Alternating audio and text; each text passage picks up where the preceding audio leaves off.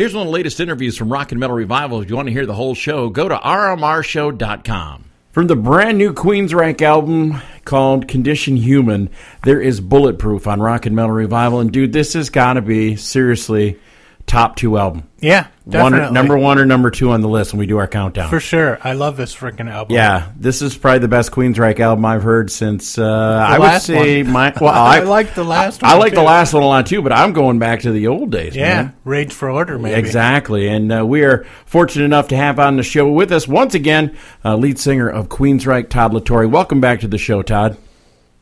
Hi, how's everyone doing? We're all doing great, and I've really been looking at how Queensryche has evolved since you've joined the band. How's this journey been for you so far? It's been awesome. I mean, it's been a lot of work, lots of travel, and just a lot of blood, sweat, and tears have gone into the last 3.5 years of working with the band and recording and touring, but it's overwhelmingly been received positively, and the band seems very happy. We all get along great, and I think that the fans are pretty receptive to that on stage, and we're just having a great time. I can't complain.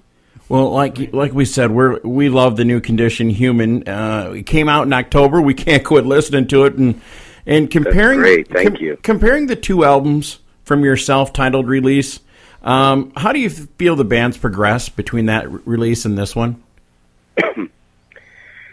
Well, I've definitely had more time to gel with the guys on so many different levels, personally, professionally, and we had a lot more time, I think, to work on this record.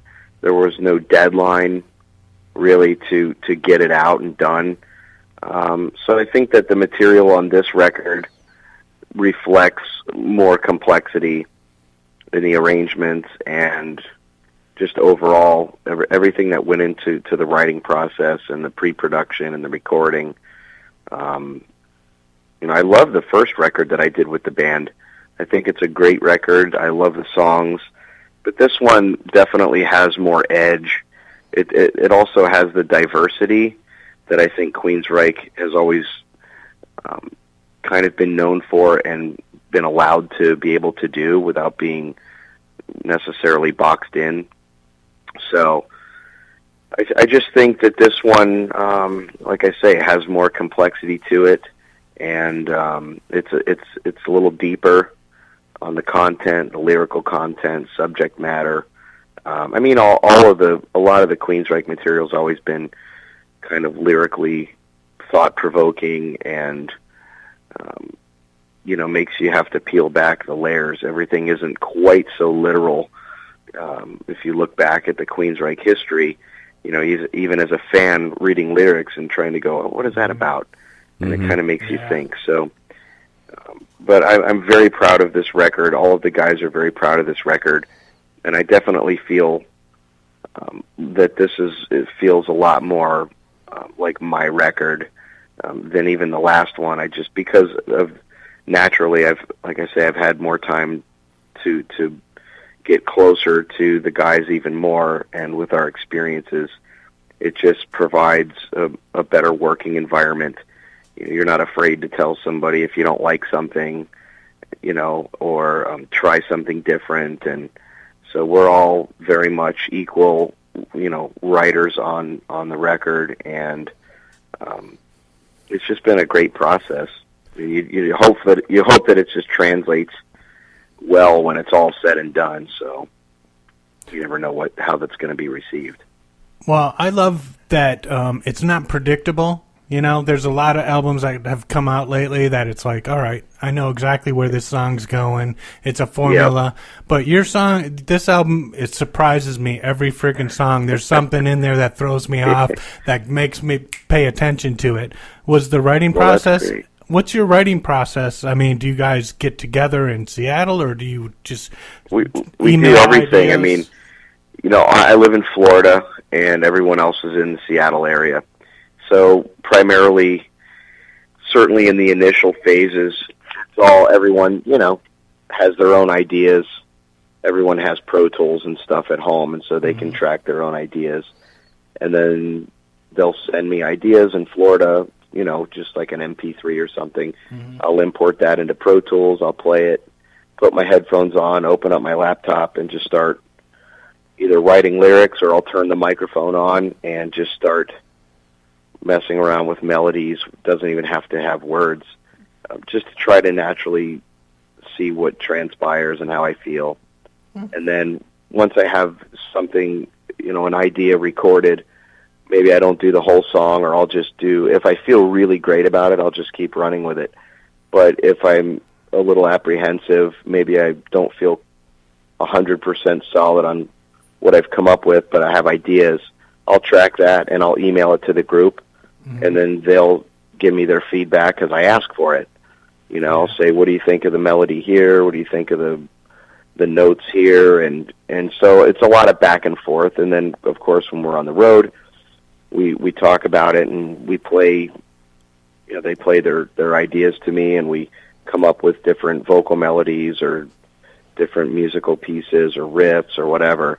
So it's kind of a mesh of a lot of online file transferring, and then getting together on the tour bus or hotel rooms. And it just kind of evolves that way to the point where we start to build the demos. And then typically the way that it works is once you have a producer, like for this record, we had Zeus, we had Chris Harris, and so we spent a good week just tearing apart songs and working on arrangements and what's a keeper, what's not a keeper, and why. Is it, is this song better than the other one, and why is that? Or is the other one have a better music? Maybe the music feels a little stronger, but the vocal melody is a little weak, and it's too good to make a B-side. So we'll go back to the drawing board, and I'll have to rewrite choruses or whatever we have to do. And so a lot of that work is done in pre-production with the producer, and where we're all sitting in a room, and that's our kind of our focus and our job. When you're on the road, there's a lot of distraction, whether it's just part of the touring demands. And so it's just a lot easier and productive when everyone's sitting together with a producer, and you can all talk about every aspect of all the songs. And that's when things really start to shape up a lot more. And then the recording process happens, and then there's changes sometimes within that. But usually you've got, what you're going to record and what you're going to do by the time you're ready to hit the record button. You do all your the structure of the songs, and you don't want to waste time recording just ideas. You want to, that's what all the demo stuff's for. But yeah, it's a lot of online stuff, and it's just kind of the nature of the beast in our modern age, Yeah. Now, Todd, you guys were out on the road earlier this year with the Scorpions playing the big arena shows. And what was that like for you, opening for a band like the Scorpions and playing in front of 18,000 a night? It was amazing. I had seen the Scorpions when I was 14. Let's see, what year did they come to Tampa? Yeah, I think it was 1988. So I was 14 years old, and I went with my sister was dating a guy at the time who was a guy that I looked up to immensely. His name was Shane, and he was a great drummer, and he's the one who turned me on to Queensryche, actually. But we went to the Monsters of Rock concert. I saw the Scorpions play, and then, fast forward, now I'm almost 42, and, here I am singing in Queensryche on tour with the Scorpions. It was very, there are those few moments where I get to feel that giddiness, that fan feeling again, and I miss that feeling because, when you're doing it for a living and you're meeting all these people all the time, it just becomes, I'm sure that you have friends and you've interviewed so many people and they go, wow, you got to talk to them, that's so cool. and I'm sure part of it is neat for you, but there's a bit of a desensitization that happens because that's what you do. And so you end up knowing all these people, and it just becomes, you lose a little bit of that, like I say, that giddiness, that, oh my God, you miss that feeling. And so every once in a while that feeling will come over me. It's very rare, to be honest, but it does happen sometimes. And there was a moment where, we were having dinner with the Scorpions. It was a private dinner in Seattle, and I'm sitting next to Matthias, and we're talking for an hour and a half about just all kinds of stuff, and Klaus is a couple seats over, and we're all just engaging, and I'm like, wow, this is really an amazing thing when you get to hang out with them on a personal level, not working, because when we play with them, they're kind of not around. Yeah. They're either on their bus or their dressing rooms, and they're kind of doing their pre-show whatever they do. Just they want to be quiet and not around a bunch of people. So there's really not as much hang time on tour with them as one might expect. I mean, we did get to socialize and spend some time, but it was a wonderful experience, and it was really great to be playing that size of venue with those numbers in attendance outside of a festival setting where you've got 20 bands or however many bands on a bill. So it's really, it reminded me of what a real rock show was like growing up. When bands would come to town, it was always in an arena. They weren't playing. Yeah. I mean, when they were already big, they were playing arenas. Every band was selling out arenas. It wasn't like, these huge bands now that are playing, clubs. And so it really had that full-blown production, rock concert, arena sound. And Queensryche's music in the arenas translates really well. It sounds great in that big space. And the attendance, even though we were the opening band, when we would go on, it would be half full, and maybe half to three-quarters through our set, it would be full. And so we really got to get some nice exposure. We're very honored and thankful to the Scorpions for sharing their fans with us and having us be a part of their tour. They were really great to work with. Our crew really enjoyed working with their crew, and it was very seamless. It was really seamless. It was really a great experience and very memorable. Now, I got to see the Scorpions, what's been about 4 or 5 years ago, and Klaus hasn't lost anything off his voice. Did you seek any advice on how he's been able to keep his voice in shape? I know he had problems back in the 80s. Yeah, he sounded impeccable, and they're all in there. I mean, aside, I don't know how old the bass player is, and James, but the other 3 remaining original members, Klaus and Rudolf Schenker, they're in their mid to late 60s. Yeah. I think around 67, somewhere in that ballpark. Amazing. And I swear they run around constantly. And I was talking to Rudy, and I told him, I was like, you run more than like anybody in our whole band. You're amazing to watch, and your energy. He was like, telling he works out like 3 hours a day. Dang. He's in the gym 3 hours every day. I mean, it's crazy, but yeah, those guys are in super great shape, and Klaus sounds phenomenal, and they haven't really missed a beat. It's pretty impressive and inspiring at the same time. Cool. Now, Todd, I see you guys are heading back out on the road in early January. And you're going to be here in Milwaukee, January 30th. And I was wondering, what should the fans expect as far as the classic Queensryche? Are you guys going to go deep in the catalog, or is it going to be the new stuff and the hits? We've changed the set list a lot, that we're working on now. There will be some staple songs that are probably always going to remain in our set. But we will be playing some new stuff from the new record, and I think we're throwing in a new one from the last record that we haven't played before. I can tell you that of, I think the proposed set list that we put together had around 19 songs. Nice. And then we were kind of choosing among those. So out of those songs, I can tell you that there's about 12 or 13 that I've never done with the band. So it's going to be a revamped set list. Some of the stuff is stuff that you haven't heard Queensryche do since the very beginning. Sweet. And the very early 80s. And then other stuff is stuff that I've not played with the band before, but they were doing prior to me coming in the band.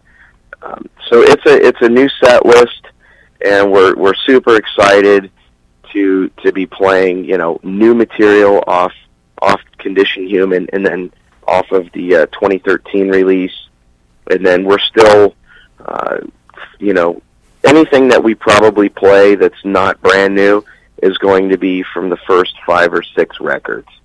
Okay. Just because I think that the band overall just really feels that is kind of more where their heart lies in the Queensryche catalog. I mean, there are good songs and stuff on other records, but I think collectively when you talk to the band members and you talk to the fans, the general consensus seems to be, like I say, from the EP up to Promised Land.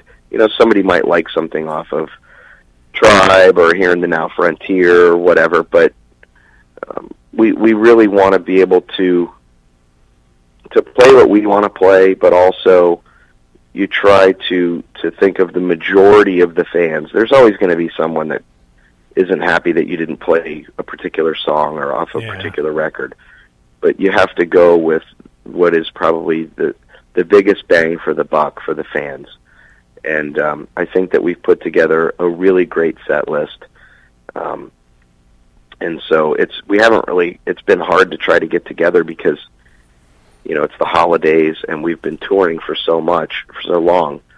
And then we come home, and I've been working on my house ever since I came home from tour. And so I've been just doing yard work and ripping out tile and, really enjoying just being a normal person doing normal things around my house. And I'm going to go to Home Depot later and buy a bunch of landscaping rocks, and I just want to go do normal stuff. And so everyone's kind of decompressing, but we're all doing our homework at home, and then we'll do some rehearsals before the tour.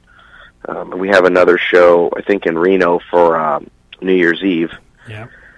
And then I'll be out in Seattle before the tour, and then we'll fly out to California and start. So I think the fans could expect, a bunch of new songs that they haven't heard the band play with me and the band, and some of them, some of the songs never have ever been played because it's new stuff, and then there's other stuff that hasn't, there's some other stuff off the EP and the Warning and, Rage for Order. There's a lot of really good stuff, so I'm really jazzed about the new set, and I'll feel really comfortable once we're kind of gelling with the material and we'll be performing it night after night and kind of lock in. It kind of takes a little bit to feel like you're really owning it, inside. I mean, the fans might think it's great right out of the gate, but it just it's a lot of repetition. We've done the same set list for quite a while now, and it's just very natural to me, and it feels super comfortable. This is a little outside of my comfort zone because it's not stuff that I've conditioned myself to sing night after night after night after night. So I'm trying to do my homework here at home, and then we'll get some rehearsals in and hit the road. Cool. So now that you've had a little time to digest the Conditioned Human, are there any tracks you think could have benefited from adding some cowbell?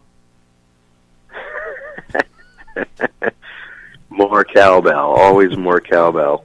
That's what I was saying. I love the record. It's funny, I don't even own a copy because I had a few copies given to me, you know, and I gave them out to my family and friends. And I don't even own the CD. So I was in Best Buy. In fact, Eddie, our bass player Eddie, he was down in Florida with me for 5 or 6 days, and we were doing some work together, and we ran to Best Buy because I had to buy a new keyboard. Well, I wanted to get a new wireless keyboard and mouse. So I said, "Hey, let's run to Best Buy." And so, you know what? While we're here, let's just see if they have our CD in stock. And they did. They had 4 or 5 copies in there. So I bought a copy of the CDs and gave it to my sister. And we played it in the car for like maybe 2 songs, and then I ejected it and put it in the cover. And I said, "Hey, I bought you the new disc, but I had to hear it in my stereo in my car." So, and the guy, when I checked out, the guy goes, "Did you find everything you needed?" I said, "Yeah, I found my CD I was looking for." He doesn't know it was actually my CD. I just said, I found my CD I'm looking for." And it's a great record, you know. I'm very proud of it. We all just, you know, like I say, put a lot of work into it, and it still has that diversity, you know. It's got the ripping rock and metal stuff like Guardian and Hellfire, and then you have the you know, songs like Just Us, which is a totally different animal, and Condition Human, which is a pretty epic, really cool, 7.5, nearly 8-minute song. And so you know what, everything that I wanted on this record, I got. Nice. You know, when we talked about doing the record, I was like, I want it to be heavier, and I think it is. I think in many ways this record has more edge, more balls, more bite. The production sounds amazing. I enjoy. Did such a great job. I like the mix a lot better than the last album. The last album seemed a little harsh. This one's really, really nice. Just the I love the mix.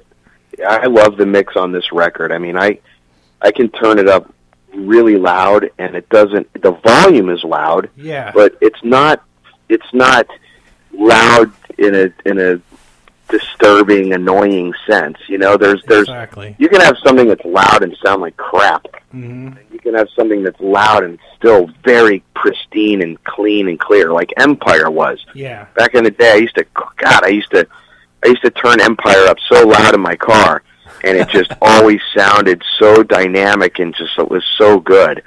And this record, you know, is very pleasing to the ear. It's got a nice warmth to it. It's very dynamic. It's not piercing. There aren't frequencies that annoy my ears. So, and you know, and then everything, the drums. I mean, everything that everyone did on the record. Parker really shines on his playing on it. Michael, you know, also shines amazingly well. Eddie, you know, Eddie's bass playing on this is just killer. Scotty's drums they sound phenomenal, and vocally, you know, I got to do some things that I wanted to do on this record, and you know, show a little bit more of the gritty side of my voice, which is more natural. It's much harder for me to sing very clean. You know, that takes a lot of effort because even when I was a teenager, I always had a more raspy voice. I mean, I could sing like Rat and Tesla and stuff that has that kind of gritty graininess to it back then, and it was always harder for me to sing really clear and clean. So this record shows a little more versatility in my vocals. I mean, I can do a lot of different things with my voice, but the music has to call for it in the right way. So there's a very delicate balance between, you know, I'm definitely singing like Todd, I'm being myself, but just because I can do something with my voice doesn't mean that it's proper for Queensryche. You know what I mean? Yeah. Well, I tell you what, Todd, we love this album, and we look forward to we're going to come out and see you in January, and cool. And we're looking forward to it. We're going to play another cutoff. Like I said, one of our top 2 albums from 2015. This one's called Hellfire, and Todd-LaTorre, you're welcome back on Rock and Metal Revival anytime. Man, thank you so much, and on behalf of myself and everyone in Queensryche, we really do appreciate you guys, and promoting the record and supporting Queensryche, and certainly to all of the listeners, we thank each and every one of you. To catch the whole show of Rock and Metal Revival, all you have to do is check it out on these affiliates. Mega Rock Radio's on Saturdays from 11 a.m. Eastern Time, and on Uncontrolled Noise Tuesdays at 1 a.m., Thursdays at 8 p.m. Eastern Time, and on Saturday nights at 7 p.m. Eastern on UncontrolledNoise.com. And make sure that you leave them a message and tell them that you found Rock and Metal Revival on their stations. Enjoy this edition of Rock and Metal Revival.